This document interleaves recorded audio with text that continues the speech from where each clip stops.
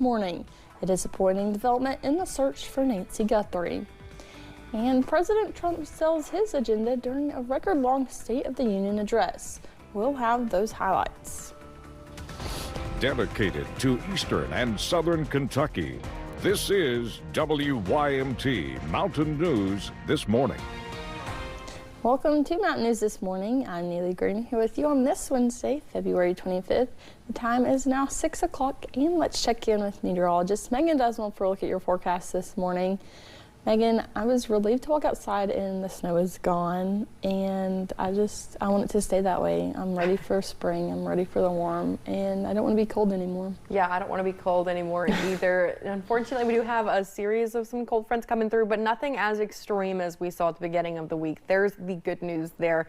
But in terms of what we're looking at right now, some folks are dealing with some wintering mix still. So let's take a look towards Virginia. That's where we're looking at some of the cooler precipitation in that forecast this morning. We're talking portions of Wise, Dickinson, and Buchanan County, with some of that heavier precipitation just southeast of Prater. Now, in terms of those temperatures, though, we are seeing a mixture of the 40s, which is why the rain chances are prevalent, but the low to mid 30s, just slightly above your freezing, is why we're leading to those cooler precipitation types this morning.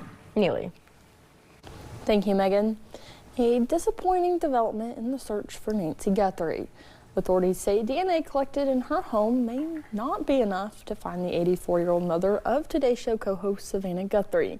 This comes amid new uncertainty about the surveillance images captured outside of the home. Someone out there knows something that can bring her home. Savannah also announced the family donated $500,000 to the National Center for Missing and Exploited Children. President Trump's State of the Union address went for a record-breaking 1 hour and 48 minutes as he touted his accomplishments on key domestic and international priorities. The speech comes as the president's poll numbers have dropped on his handling of the economy. The address also highlighted a stark political divide between Republicans and Democrats less than 9 months ahead of midterm elections. CBS News' Natalie Brand has more on how the night unfolded from Capitol Hill. The President of the United States. President Trump delivered the longest State of the Union address of the modern era. He defended his record on the economy and immigration 1 year into his second term. Our border is secure. The roaring economy is roaring like never before. The president also addressed rising tensions with Iran. I will never allow the world's #1 sponsor of terror, which they are by far, to have a nuclear weapon. The Olympic gold medal winning U.S. men's hockey team was among the special guests highlighted last night. The lighthearted moment brought rare bipartisan unity during a speech that put political divides on full display. These people are crazy. The State of the Union comes as President Trump is facing dwindling job approval numbers in a pivotal midterm election year. With the latest CBS News poll showing the president's approval rating at 40%, Virginia Governor Abigail Spanberger hit the president on his immigration crackdown and the cost of living. Is the president working to make life more affordable for you and your family? We all know the answer is no. President Trump is set to take his economic message to Texas later this week ahead of key primaries in the Lone Star State. Natalie Brand, CBS News, Capitol Hill. The president last night also announced he would award the Presidential Medal of Freedom to U.S. men's hockey goalie Connor Hellebuyck. Congressman Hal Rogers invited a Pulaski County small business owner to be his guest at the State of the Union address. Alex Wilson is co-founder and COO of RidgeNet Network Group in Science Hill. Alec and his brother first launched their business in 2011 to expand internet service in the county. Congressman Rogers says under the Trump administration, RidgeNet continues to thrive and expand operations. Congressman and U.S. Senate candidate Andy Barr was also at the State of the Union address. He said he was listening for positive economic news. The American people they care very much about affordability. Wages are coming up and the cost of living is coming down. We've got to make sure we continue that progress, and I think the president's going to focus on that. We have more coverage of the State of the Union in our national news section of our website and news app. Kentucky's abortion debate is far from over. Some lawmakers are pushing to tighten the state's already strict abortion laws. A new bill would make it a crime to provide abortion-inducing pills in the Commonwealth. Madison Porter explains what supporters and opponents are saying about House Bill 646.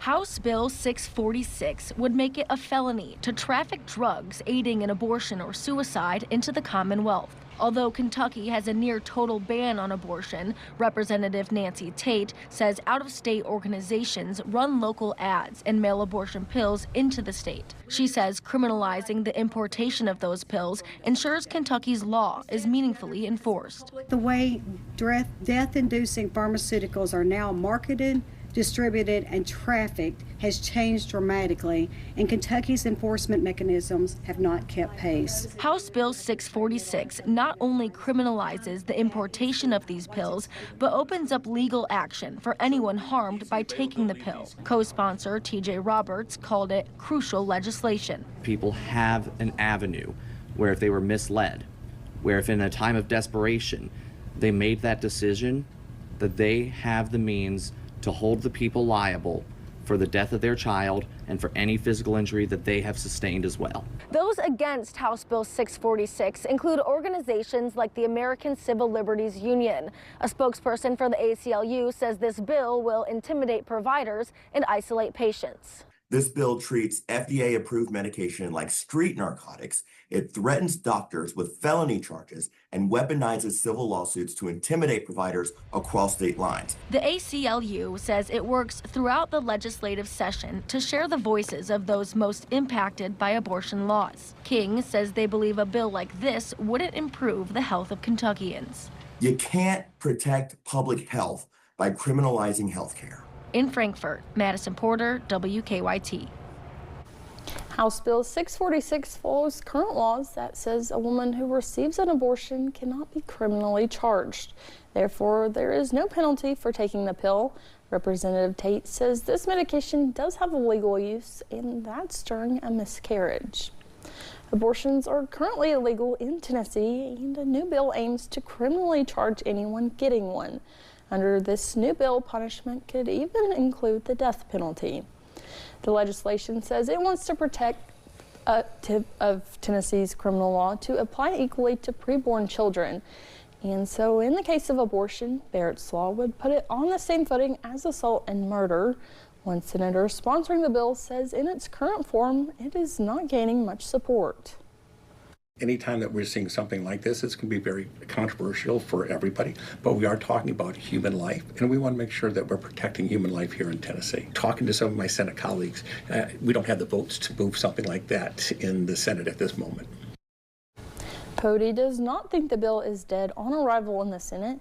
He says he believes there is a possibility for negotiation, and Republicans in the Tennessee House and Senate can come to an agreement on that language that could pass both chambers. Kentucky is now one step closer to outlawing a small device that turns a firearm into a weapon that can fire dozens of bullets in less than a couple seconds. Lawmakers heard testimony for less than 15 minutes before taking a vote. The discussion focused on a small device that has the ability to turn a regular firearm into a machine gun.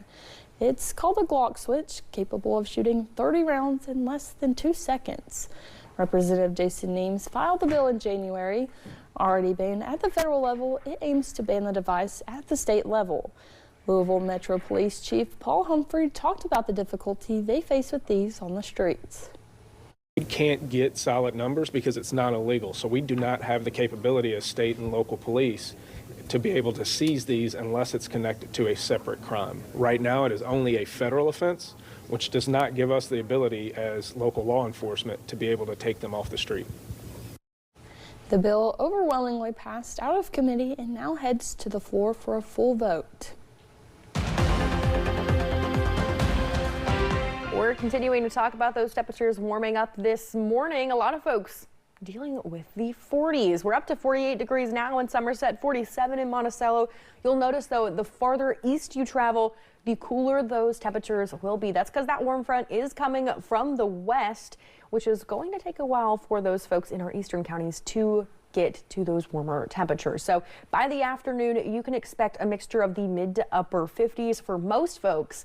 However, for those in our Virginia counties, it'll take a little bit longer to get there, and we're only going to settle into the upper 40s and low 50s. High temperatures for today will be around that 4 o'clock time frame, so something to keep our eyes out for among the clouds and rain chances. Neely. Thank you, Megan, and thank you for getting your day started with us here on Mountain News this morning. Historic winter weather is driving up heating costs. We have more with what's behind the spike and simple ways to cut your bill.